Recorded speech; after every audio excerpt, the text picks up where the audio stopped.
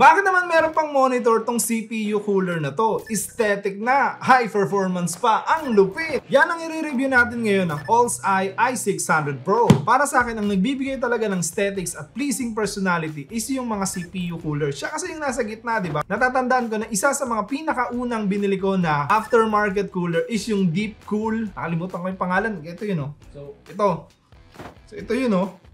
Ang laki nito, nakalimutan ko yung exact model. Deepcool yung brand niya. Natuwa talaga ako nung binili ko to kasi hindi na nag-throttle or nag-lag yung PC ko nung ginagamit ko siya at binibigyan ko siya ng mga tasks at talaga mabibigat. Unfortunately, hindi ko na siya ginagamit ngayon pero siguro sa next na build ko, gagamitin ko ulit siya. Anyway, yung pinaka-function niya talaga kasi from the word itself is palamigin yung ating mga processors. Ang nangyayari kasi kapag nag-games ka na o kaya nagre-render ka ng mga heavy effects, may chances kasi na uminit nga yung ating processor at mag-stutter or mag-lag ang ating PC. So para hindi mangyari yun, required talaga na magkaroon tayong maaasahan na CPU coolers. Mostly kapag bumili ka ng mga processors, meron na siyang kasama na stock cooler. Pero meron ka pa rin freedom na pumili na kung anong cooler ang swak at pasok sa preference at budget mo. Napakarami ng pagpipilian yan. Meron mga liquid coolers, air coolers at hindi ka mauubusan ng pagpipilian sa market. At thank you sa mga friends natin dyan sa AllsEye dahil pinadala nila tayo ng unique at top of the line nilang CPU cooler which is yung i600 Pro. Isa sa mga pinaka-unique features nito is yung customizable HD display screen. Mostly na mapakikinabangan mo yung separate monitor na yon para makita mo yung temperature ng GPU, CPU at ng yung motherboard. Pwede rin siguro yung RAM pero ang kagandahan nga dito is pwede mo talaga ma-customize siya kung ano yung gusto mong makita sa screen na yon. So na natin, ito naka-sealed pa siya. So dahan-dahanin lang natin.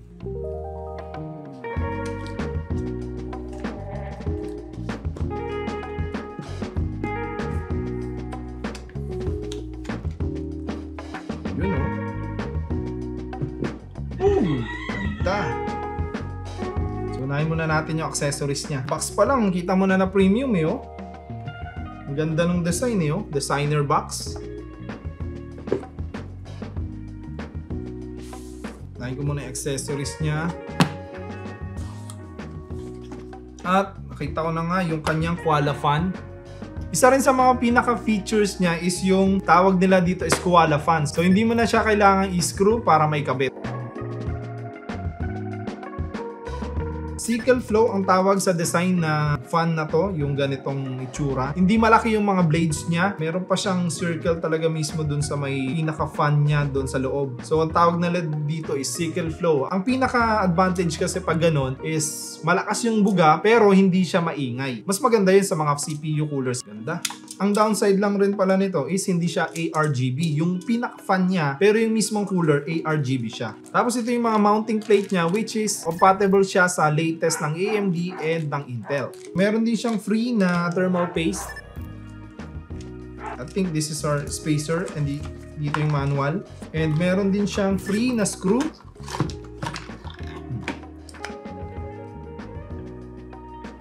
So meron na siyang free na screwdriver kasi mas maganda kung mas mahaba yung gagamitin natin. And ilabas na natin yung pinaka CPU cooler.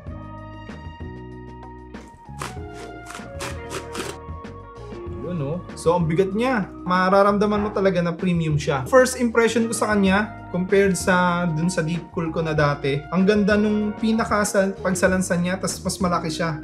Meron siyang 1, 2, 3, 4, 5, 6 heat pipes. So ang advantage kasi nun, mas maraming heat pipes, mas madali niya ma-dissipate yung heat palabas sa ating CPU. Tapos naka-install na rin yung pinaka-fan niya, 120 fan sa gitna, kasi actually dual fan siya. Andito yung ARGB niya and yung USB cable para sa data kung saan maka-customize natin yung display, and of course itong fan header natin. So ngayon syempre, nakita na natin siya, tignan na lang natin siya kung gaano siya kadali ma-install. So ngayon kinuha ko, binaklas ko yung aking PC, i-check natin kung gaano kadali i-install yung ating CPU cooler. So meron ako ditong Ryzen 5 800X. Previously na nakakabit dito is yung Arctic liquid cooler. So kanina nag-test ako ng Cinebench para ma-check natin kung gaano siya kainit. So ito yung result ng aking Cinebench kanina. HW Info temperature reads at 89.3 at max temperature reached during Cinebench using my Arctic Liquid Cooler 2. So ngayon, i-install natin yun and mag-Cinebench ulit tayo. Lagyan mo muna natin yung spacer.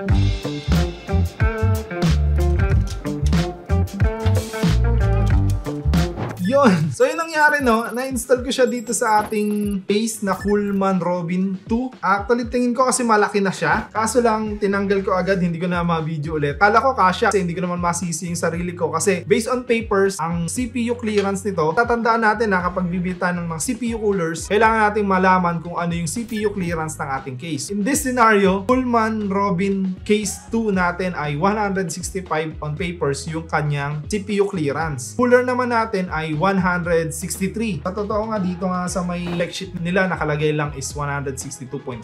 Akala ko kasya siya, pero kita nyo ba? Medyo nakaangat siya ng konti eh. So, konting-konti lang, siguro mga 2 or 1 cm, pero enough para hindi masara yung ating case. So, no choice tayo. Kailangan natin bumili ng bagong case or magpalit ng bagong case. Buti na lang meron tayo agad na bili na dark flash, which is yung clearance is 175. So sana naman this time is makabit na natin. Kalasin ko lang muna to, tapos lipat na lang natin siya doon sa bagong case. Papalitan na natin siya ng dark flash. Unbox lang natin yun dahil ang laki. Wait lang. Ang laki nito oh.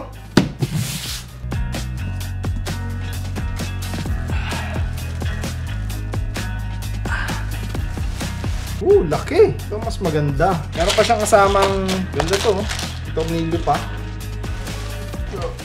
Ang sarap mag-install dito.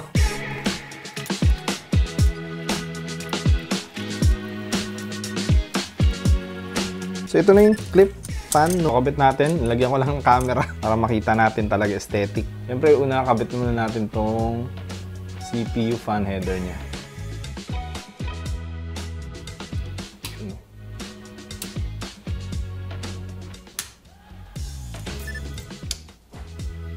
Lagay ko na yung cooler. Isarado yung case. So yun o, na-install na natin yung ating CPU cooler dito sa ating case.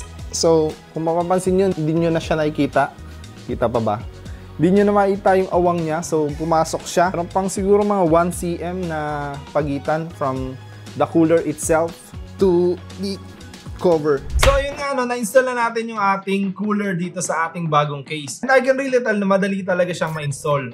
Dalawang screw lang dito. May free naman sila na screwdriver na mahaba para ma-screw nyo talaga. Ang gusto ko talaga sa kanya is yung premium looks niya and mukha siyang matibay. Kasi kung may idea kayo sa mga ganitong cooler, ang mga pinaka-competitor niya is yung Ryujin. Check nyo yung Ryujin na may kamahalan yun. Nasa 20,000. Isipin mo, cooler pa lang. Budget build na lang ibang PC. So yung mga ganun is nasa high-end price siya. And salamat kay Sir V at nahawakan ko yung Ryujin niya. Salamat at naka-experience ako ng Ryujin. Kung mapapansin nyo, mga premium talaga yung ganun na cooler. And isa pa yung NZXT Kraken, yung mga ganun nasa siguro 10,000 to 15 or more than pa. So yung mga ganong pwedeng ma-customize yung display is medyo nasa high price siya. So kung ito yung bibili natin, magkakaroon tayo ng ganong premium looks pero hindi masakit sa bulsa. Siyempre, para malaman din natin yung kanyang performance is bibigyan ko siya ng stress test using only yung Cinebench. Sorry sa mga mag-aabang ng gaming performance test niya. Wala akong pang games talaga eh. Itong personal PC ko, mostly for video editing lang siya. So ito.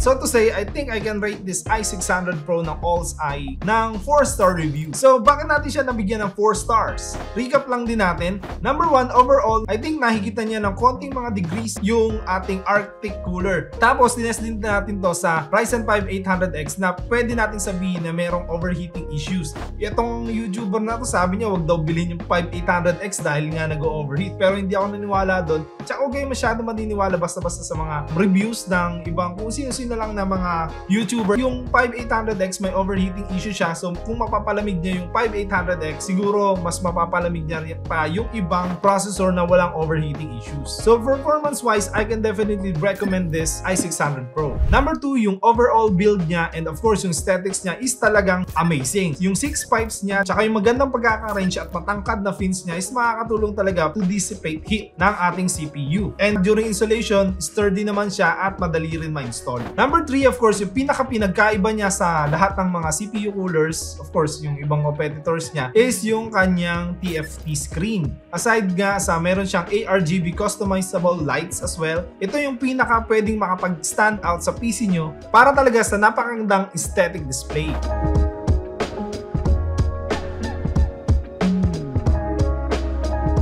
Also, I'd like to mention yung Koala fan is madali rin ma-install. I-clip mo lang, hindi mo na kailangan ng screw. So, na-install ko agad siya kahit nga nandun na yung ibang parts ng aking PC dun sa loob ng PC case. So, kailangan pang gumastos ng ganong kalaki para ma-achieve yung gantong looks using this air cooler. Achieve mo siya na hindi naman tinitipid din yung performance.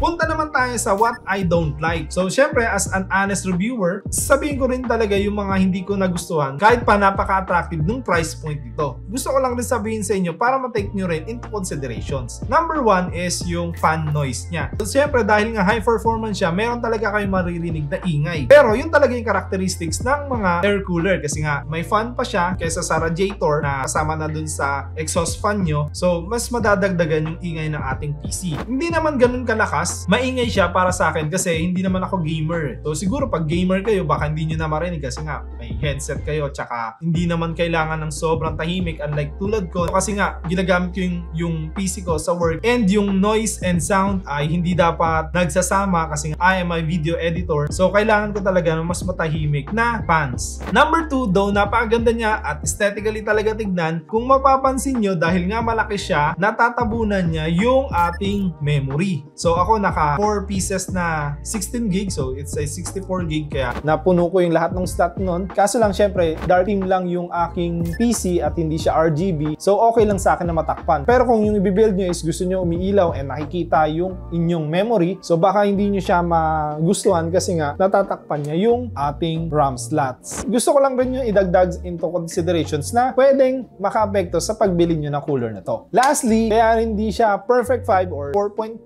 na ratings kasi nga napabili pa ako ng another CPU case. So kung magbi-build kayo, kung currently hindi tower or maliit yung inyong PC case, baka hindi ito mag-fit sa inyong case kasi nga take into consideration na ang kanyang clearance ay 163mm. Pero yun nga, yung sa aking Coolman Robin case is 165 pero hindi pa rin siya nagkasya. So I would say na para lang to sa mga tower case and mga ATX na builds. Maliit yung case nyo nga, baka hindi siya mag-fit. And now, nasa baba yung link kung saan nyo siya pwedeng mabili. Unfortunately, wala pa siya sa Lazada and Shopee pero pwede nyo naman mabili siya sa Amazon with free shipping. And yun nga, kung may tanong kayo sa cooler na to, pwede nyo i-comment down below para masagot ko yung mga questions nyo and kung ano yung pwede nyo expect sa cooler na to. Thank you ulit AllsEye for sending me this i600 Pro cooler and see you on the next video.